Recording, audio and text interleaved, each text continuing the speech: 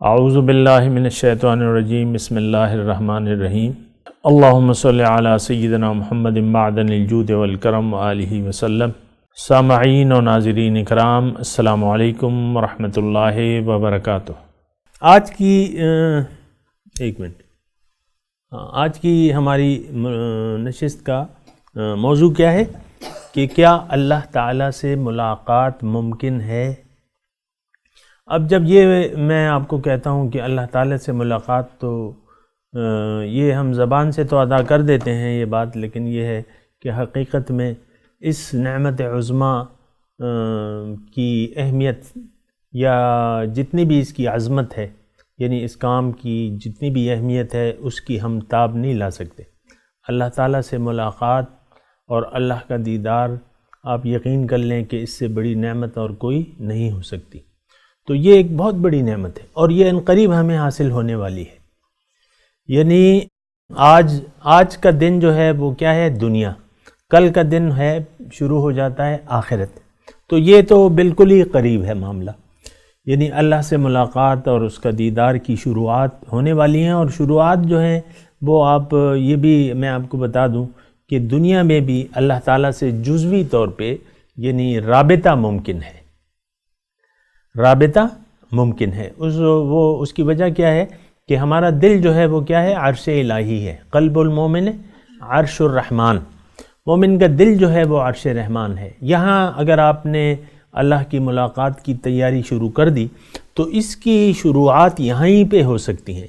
آپ کا دل جو ہے وہ عرش الہی بن سکتا ہے، آپ کے سینے میں اللہ تعالیٰ نور مقرر، یعنی اللہ کا نور آپ کے سینے میں آ سکتا ہے۔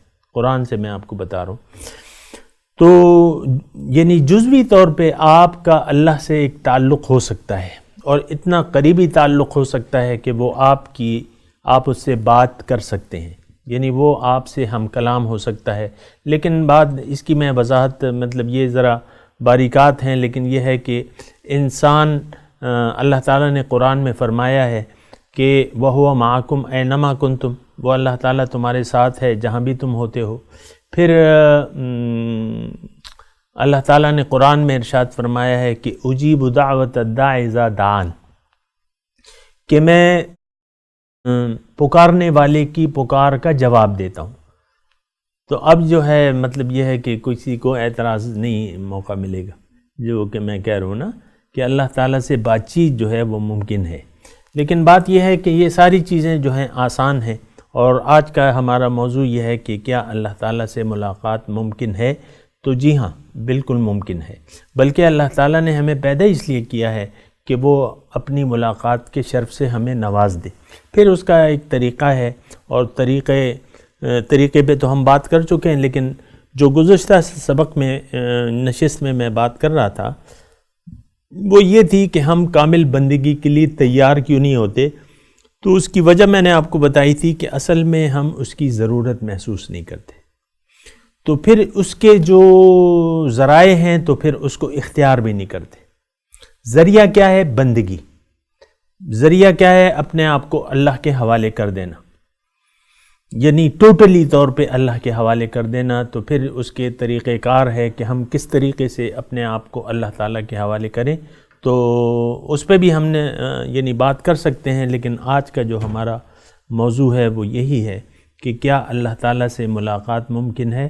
تو آپ کو میں کہہ رہا ہوں کہ ہاں، ملاقات بھی ممکن ہے، بات چیت بھی ممکن ہے، اور دیدار بھی ممکن ہے۔ آپ کو معلوم ہے جنت کی تشریح کیا ہے، یا جنت کس چیز کا نام ہے؟